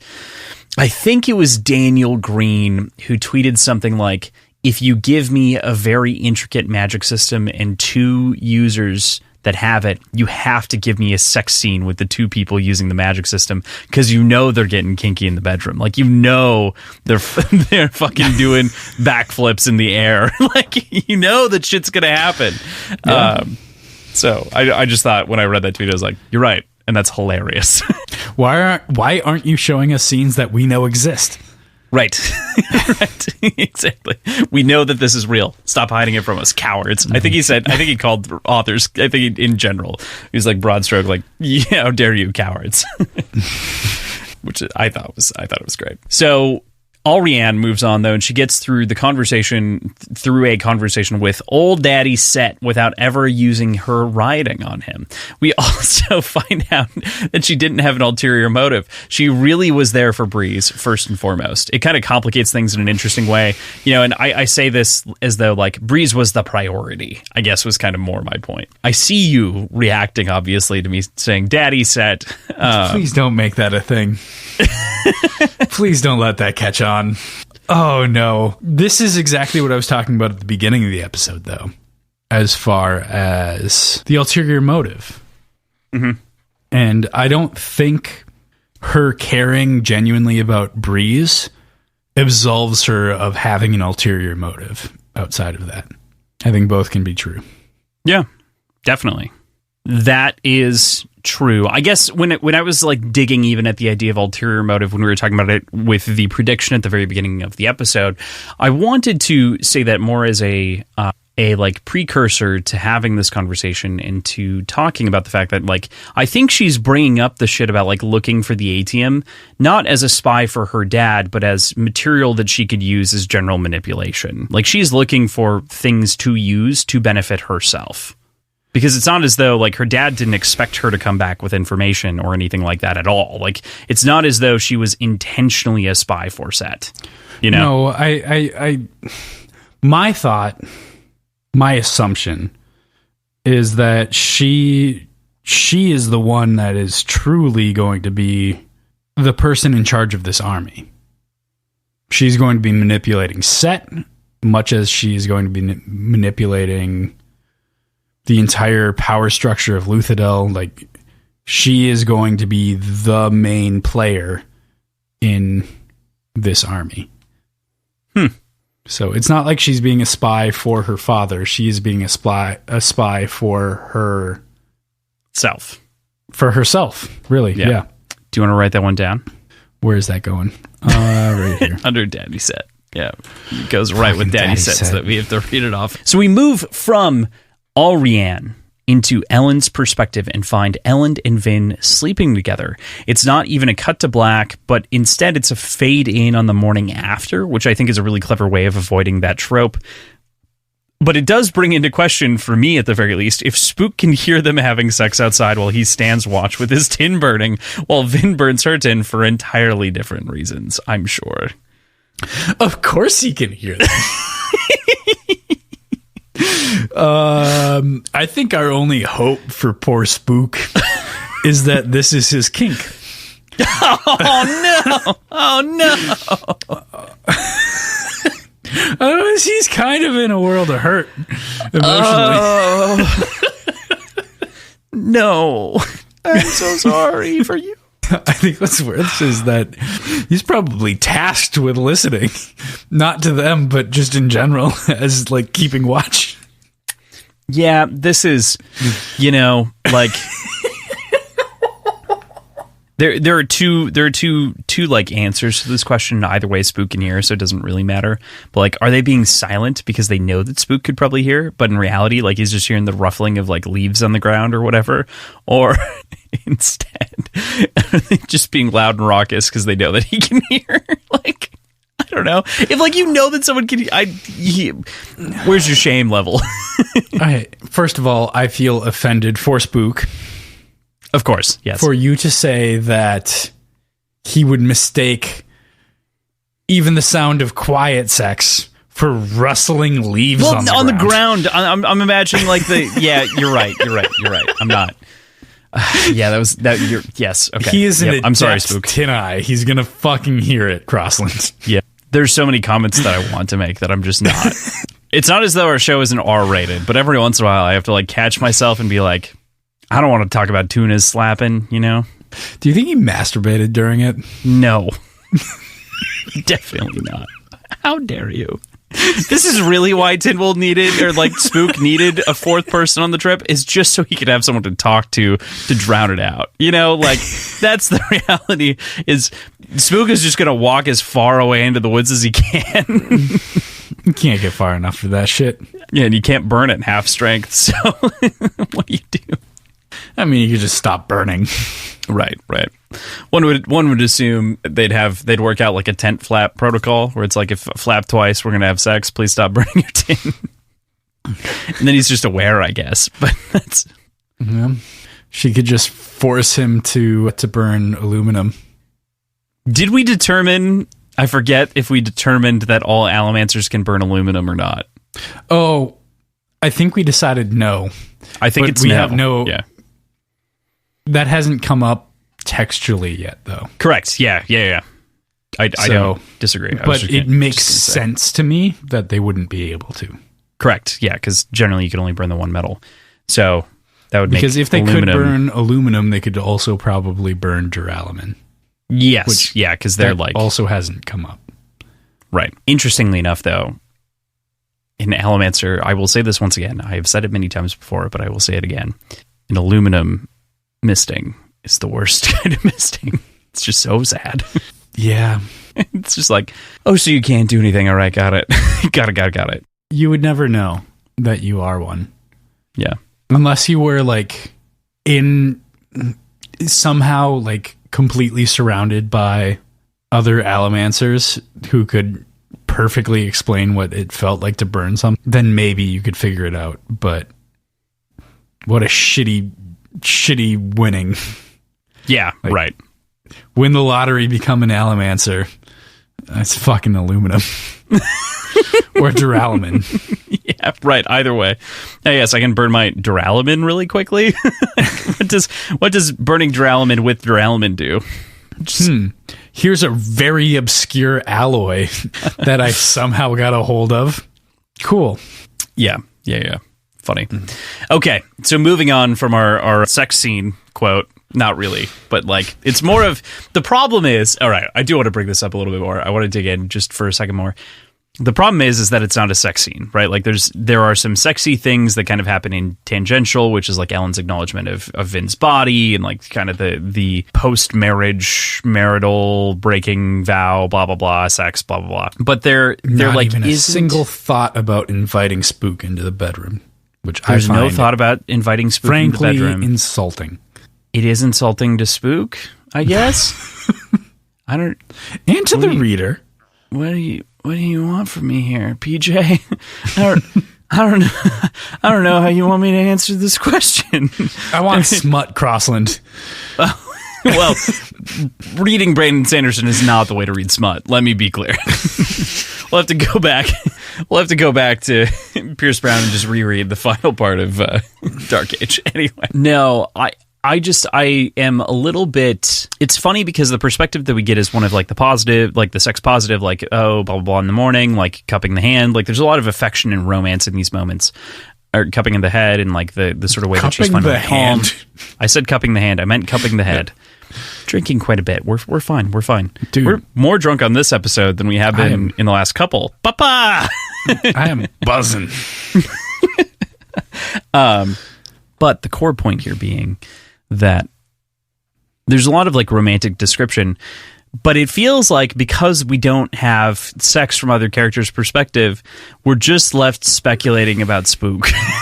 Like I really feel like my attention is completely drawn away from the sort of romantic interest and it's driven directly towards, oh, is Spook a creep? Is he like in like how do we evaluate this? I'm not going to assume that Spook's a creep. I'm just saying it's left to the imagination of the reader, and my imagination is wandering. It's exploring untold corners. I think the term creep is frankly insulting, and sorry, he's just a man of particular tastes. Discerning tastes. Let's get back to that Spook with the scarf, huh? Giving the scarf away. Where is that scarf right now? It's that like a... I don't want to say what I was thinking. He put it up his butthole, didn't he?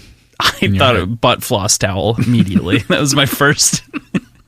His butt floss towel. Why? Immediately, that was my first thought. The moment that you said it, I knew it being shit. Why do I get the feeling that most of this isn't making the air? As I sit here crying.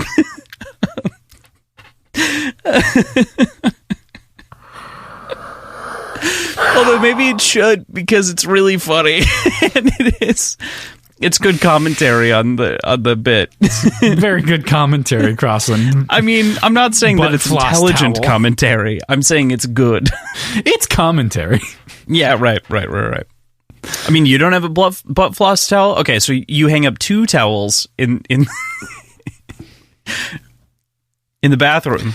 I mean, one is butt floss. There are two towels in the bathroom. One of them is mine, and one of them is Kaylin's. Oh, so you don't have a third towel? That's what you're telling me. You don't have a second towel rack. I mean, we have our own towel racks.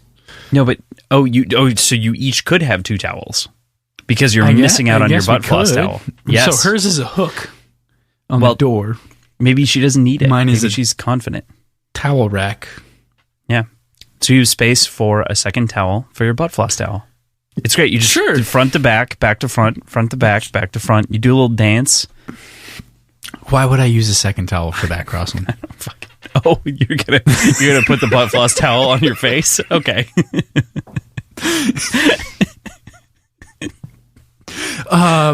You also have to get a brown towel for the butt floss towel. All right, maybe this is strictly Devil's Cup material, but maybe it's not. Do you have a butt floss towel routine for drying yourself off after a shower? Of course. You do?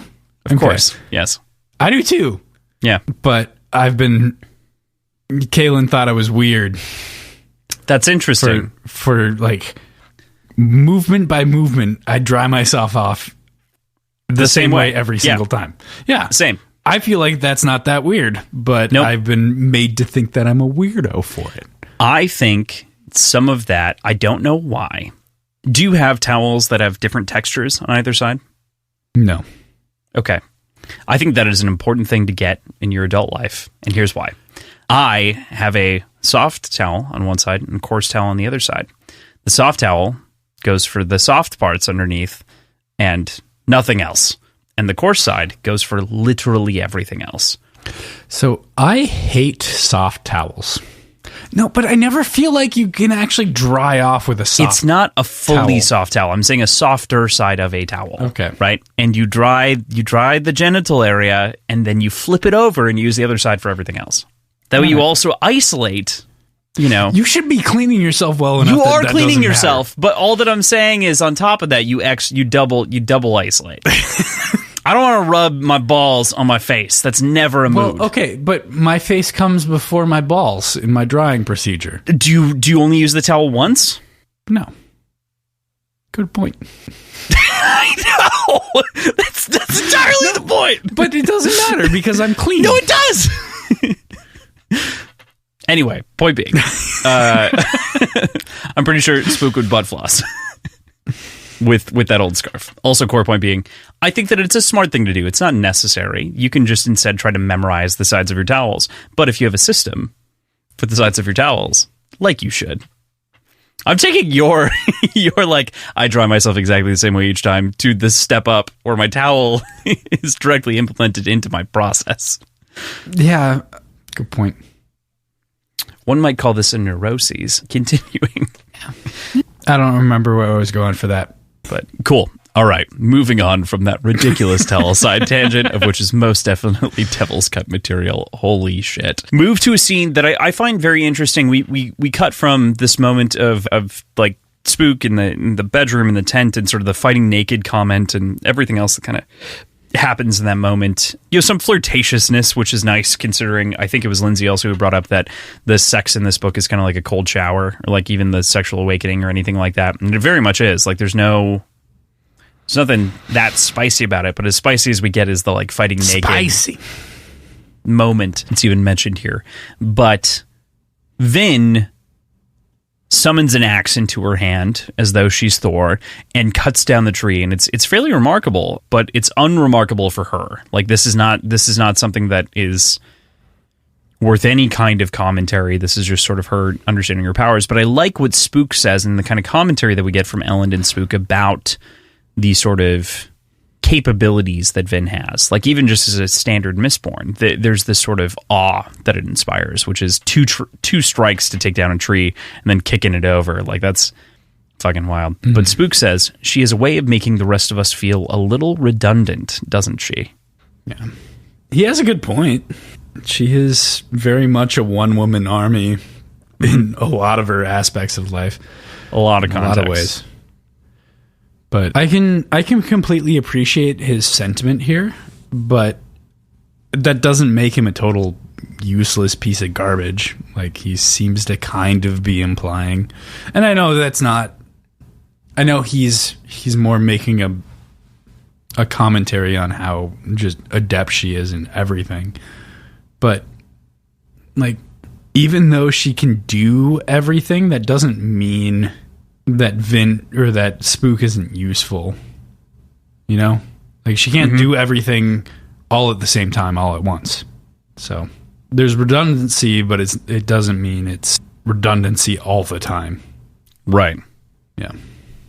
Yeah, I think it's really just a show of force, more or less, but it's the fact that this remarking on sort of these extra capabilities, and I think it's really easy for us to get lost in, and I think that this happens a lot. We talked about this in Red Rising to various degrees, but being in the original trilogy mostly stuck in a Gold's head is isolating and confining, and being mostly in a Mistborn's head is in a very similar way isolating and confining, and that's why I think that Brandon is doing a very deft job of making sure that we see so many different perspectives of people that are inside of this world, and also making sure that we remark upon the capabilities that seem normal under some people's eyes, but aren't under a lot of others. So, Cool. We cut from Spook, Vin, and Ellen back to Straff being surprised that he has woken up. It's a wild little exchange in a moment that happens between him and the guards where he reflects on his two sons' diverging paths, successfully removing Vin from the chessboard and deciding to take Zane's advice on how to proceed with Luthadel as he breaks camp and retreats. Do you have thoughts on the note that we get from Straff in this kind of culminating storm of a chapter? I mean, first and foremost, from Luthadel's perspective, this has to be an amazing sigh of relief. In the last couple days, 2 of the 3 armies have retreated. Like, they're still in danger, very imminently, but from the general populace looking out over their city walls, they've been flanked by 3 different armies and 2 of them are gone. Strategically, that means one of them's going to attack, which sucks, but most people aren't going to like make that conclusion, you know? So morale, I feel like, within Luthadel would probably be on the rise after seeing Straff withdraw. Yeah, I definitely agree with you on the Luthadel side of things. What'd you make of the sort of subservience to Straff even when he was sick, and kind of the way that like no one was willing to make a move against him? The kind of political game there. Well, even Straff makes note of it. They don't realize that Zane is gone. Right. And that proves to me that Zane is such a powerhouse, even in the ranks of Straff's army, that Straff is kind of untouchable because of sort of the implied retribution that would come. And the fact that Zane would be the next in heir, or the heir in line for the throne. So, as long as Straff can maintain the position that Zane is still around, he's safe, which is a really weird sort of position to be in. Yeah, I think I want to just clarify one little thing on what you said. I don't know if anyone knows that Zane is Straff's son, but they know that he has a Mistborn, which is, you know, it's still a power thing, but I don't think that they're aware that he is the next in line, because that's very, very obscured, it feels like, even because otherwise I feel like Elend would have heard, you know, before Vin says anything. You know what I mean? I thought that was the implication, though. Was that I feel like it's less of an open secret. Straff because it would mean that Zane would come into power. I thought that was explicitly said. You may be correct, but my assumption would be that they don't know that it's Zane. They're assuming the Mistborn would come to power, and there's some reason that the Mistborn isn't. Does that make sense? Straff is saying Zane. I just feel like he's keeping the identity of his Mistborn a little bit more of a secret. Okay. Otherwise, we would have known openly about him a little bit earlier. I can see that. Yeah. Not that big of a difference, and maybe not real nuance, but... No, it is nuance, and I think even the idea of obscuring Zane's name from it, and just the idea that the highest-ranking Mistborn, in lieu of any actual next of kin, would be the one to take power, makes sense in this society. Yeah, right. They respect power most of all, and it's not like the general. We as far as we know, the general isn't a Mistborn, so it's not as though he would take the power instead. So he wouldn't have the ability to face down Zane / the Mistborn. So, right, yeah. So that's our quick jump back into Straff's perspective. We then move to Sazed as he stores his energy in various metal mines in an attempt to provide himself with the capabilities he might require in the coming battle. We get quite a bit about Farakimi here that I think is fantastic. We get some stuff about like gold mines, storing health, and sort of the way that a lot of these things are stored, a little bit of the mechanics, and a couple of rules that we hadn't really heard beforehand. What'd you think? I mean, I am always going to be happy to eat up every little bit of mechanical lore that there is. Like every little breadcrumb. Teaching me about what are the rules. Here for it. On a personal level, I felt like this scene was really, really well written and evoked so much emotion and just understanding in a very strange way of what Sazed is going through, and just felt visceral talking to this weakened physically and mentally body. This guy person. That's been made really small by intent, you know? Yeah. Just, it felt, I don't want to say satisfying, because I don't think that's exactly the right term for it, but it felt rewarding to a certain extent. Like we got to really see the mechanics at play of what makes Feruchemy. Yeah.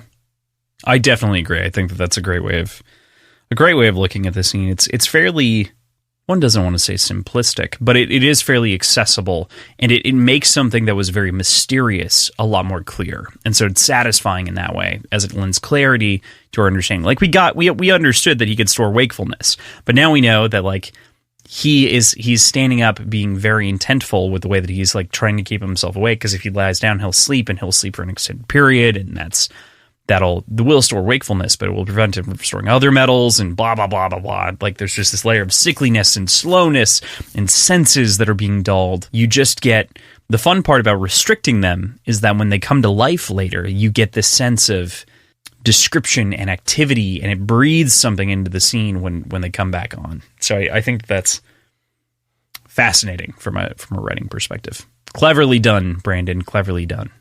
Agreed.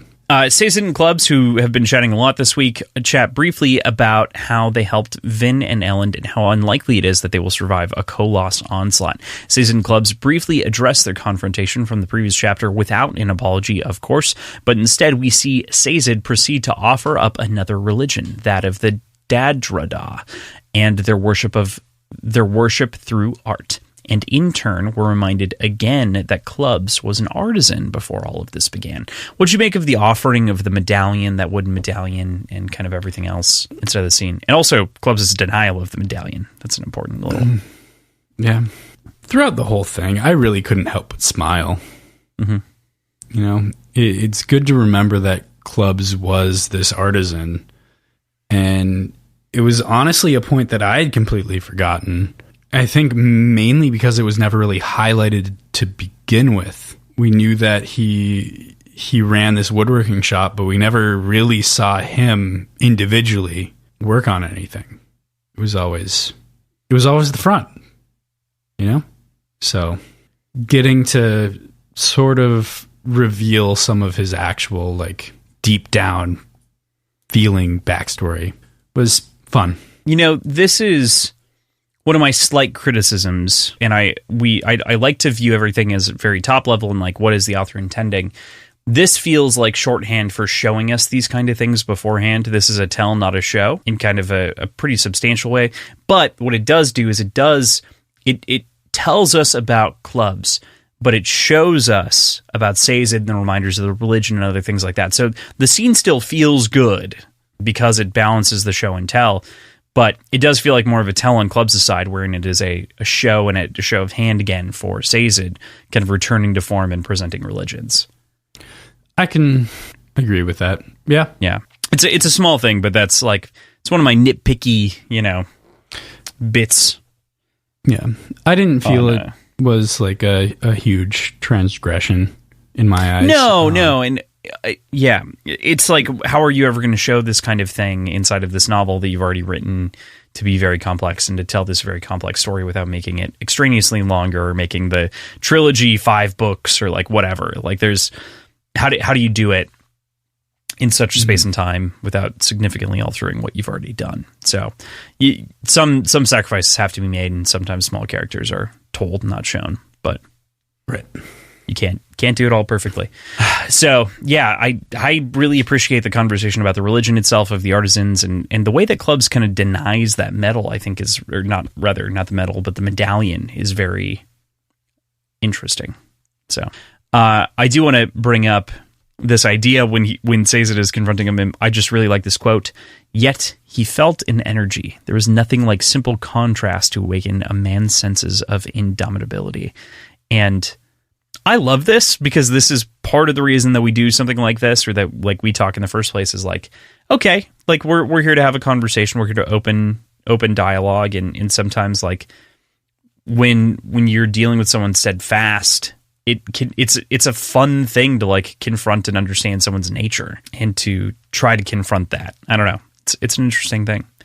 Sometimes there's folly there. Sometimes it's, let's deep dive into this character that's really not that deep to begin with. You know? Right. But most of the time, it's rewarding, worthwhile. Yeah, definitely. Just like that little line. It's nice. It's punchy. Yeah, I like it too. So we find ourselves, though, inside of Sazed's perspective, back in Keep Venture's glorious ballroom, and Sazed has this reflection on Valette and Ellen's path to where they are today. I like that he calls her Valette in this moment because he's, referring to kind of the sneaky, spooky side where she was being a spy. In the very center of the room, however, the group gathers around a map from Marsh that previously was used to plan out the city attack and everything else, and had all the descriptions of where the secret Allomancers were, blah, blah, blah. And we get some interesting perspective on Doxson from Sazed. What do you make about his remarks about Dox's plan and sort of the aggressive nature in which he has not only taken over the crew, but appears to be positioning himself as this sort of rebellion leader? So, despite this sort of perceived disdain for Dox and his sort of takeover of the crew, this is more or less exactly what they were planning on doing. Right? Like, this is exactly what the plan was when Ellen and Vin left the city, was that somebody was going to have to take over and, like, call the shots in Ellen's absence. And maybe this is happening faster than Sazed expected, but like it just felt obvious that Dox would be the one to be, like, to take over. I feel like we've talked about this before. I feel like this was not a hidden motive, Yeah, I'm not so much. I don't think that like what I'm trying to pick at, or even what Brandon's trying to pick at, is that this was hidden. This is very much like Dox's intention, and he feels bad because he was the lieutenant who was passed over. I think we talked about that like 2 weeks ago or something like that. Right. Sounds about right. But this, I think the reason that Sazed is addressing it so specifically is because he feels like it is off from the intent of saving the city and is instead a lot more self-serving as opposed to like the actions that Doxson is taking in the moment to have these like group of 10 scribes and whatever else. And sort of the steps that he's been taking are more self-serving to him promoting himself as a leader as opposed to the good of the crew. He doesn't have the same nature about him. Yeah. But I think a lot of them would agree. Tyndall, most of all, would, I think, agree that there has to be somebody at the center calling the shots. Yeah, and I don't disagree with that. I think, and I don't think Sazed does either. I think he just disagrees with some of the underlying intent there. Yeah, that's fair. Yeah. I don't feel like he's trying to pick at, like, Sazed's not upset that he's the leader. He's upset that he's planning another rebellion at the same time as being the leader. But he also just told Ellen that he could start planning the rebellion from outside the walls. Yeah, but I think that's because he trusts Ellen's capabilities to do such a thing. You know what I mean? Like, you're right. You're entirely correct. He did tell Ellen that, but that's because he believes in Ellen in that way. He doesn't believe in Doxson in the same way. And I think that's kind of what this is poking at, is like the faith in Doc. Like, the crew members are good at what they do. And I think especially when we talk about Tyndall and Sazed's conversation, we get into some of those nuances, right? Like, they need hope. And so in a lot of ways, like, Kelsier was hope, Ellen was hope. Doxson is a planner. He's not hope.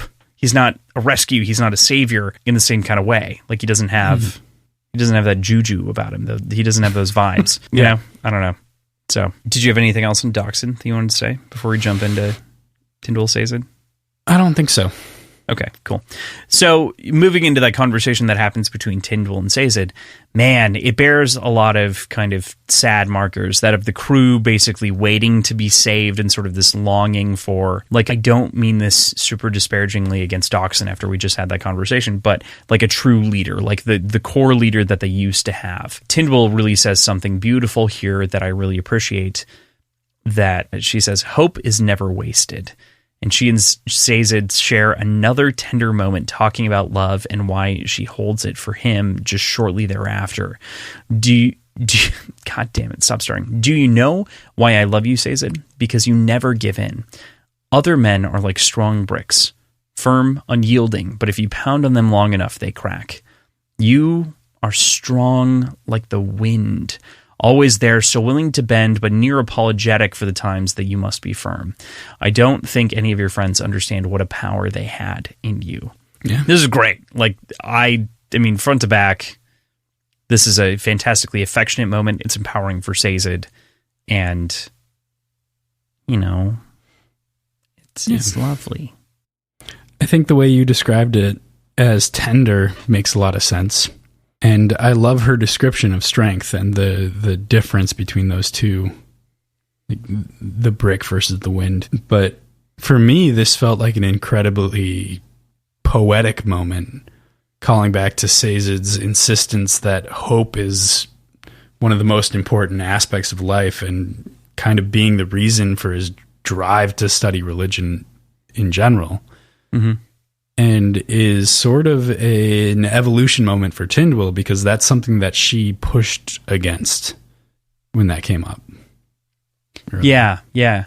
I think this speaks to Tindwyl's tendency to push against things with her instincts, as opposed, like with her historical knowledge and with her logic, as opposed to considering other implications and to considering the power of belief and of individual capability. She's generally leaning on logic and fact as everything, and this is her acknowledging in that moment that, you know, when she says hope is never wasted, it's this idea of like, yeah, like you're saying, PJ, it's like, I can believe in something. I can, you know, it's back to that fundamental drive of Sazed. Cool. Anything else? Anything else on this chapter for the most part? I don't think so. Cool. All right, we end this week on the ominous rhythm of war drums beginning their beat. Bum, bum, bum, bum, bum, bum, bum, bum. That's probably not what it sounded like. I also realized I wrote rhythm of war drums as like a meme, and I didn't realize that I wrote it at the time. And now it's like there's a meta context there that's kind of funny. So with that, we end the week as we usually do with a logbook entry here, and it's a short one. And so I have made one final gamble. Of course, PJ, we know what this gamble is, right? In context of the logbook? Yeah. Sending Rashik? Yeah. Yeah. Right. So it's kind of a big decision to call it one gamble, but you know. Well, it's a final gamble. Yeah. Yeah. Right. But yes. Yeah.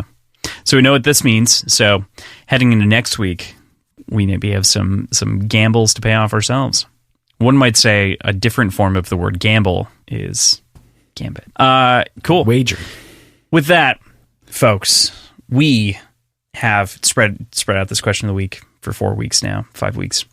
I'm maybe going to surprise you in the next 2 episodes and read the answers to the question, but for now we have been unable to gather them. We've had very busy weeks, etc. I will be pulling them together though for one of the next 2 episodes, because we are going to be recording the next 3 episodes on a condensed timeline. They'll be coming out weekly, of course, as always. No shock there, no change, but we have to record them very quickly, and so to end some of those episodes, we're going to be doing that.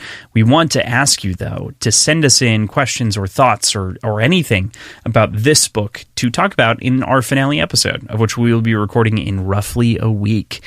So from hearing this, send in any thoughts that you have, anything that you want to hear us talk about, and I'll filter through those and pump them into that final episode. We are chatting with that episode with the Foxy Reader from Instagram, Reels Phenomenon, fantastic bookish community member that we've become really good friends with ever since we started, basically, and it's been fantastic to watch her create awesome content. We wanted to have her on, so we're going to be chatting with her at the end of next month, in the middle of next month. But yeah, I think that's where we're going to leave you for the week? No, before we do that, we have to tell them what we're going to read next week. How dare you, PJ? Next week, we are going to be reading chapters 51 through 54. Again, only a couple of chapters, but next week's longer. So next week is our penultimate episode covering the book itself. So now's the time to get in that good section. So that's where we'll leave you for this week. And now I get to say my piece, huh? Yes. Thank you, as always, to Tim and Andrew, our producers, for making sure this show happens. You can check out the links to everything in the show notes. You can find our schedule, Patreon, previous episodes, website, social media accounts, all in one very convenient location. Yes, and beyond that, you can find us on Twitter, Instagram, and Reddit at Words Whiskey Pod, and on Facebook as well. Also, you can reach out to us at wordsandwhiskeyshow@gmail.com or patreon.com/wordsandwhiskey. Thank you so much for the support. It really means the world to us. Can't wait to talk to you next week. Bye!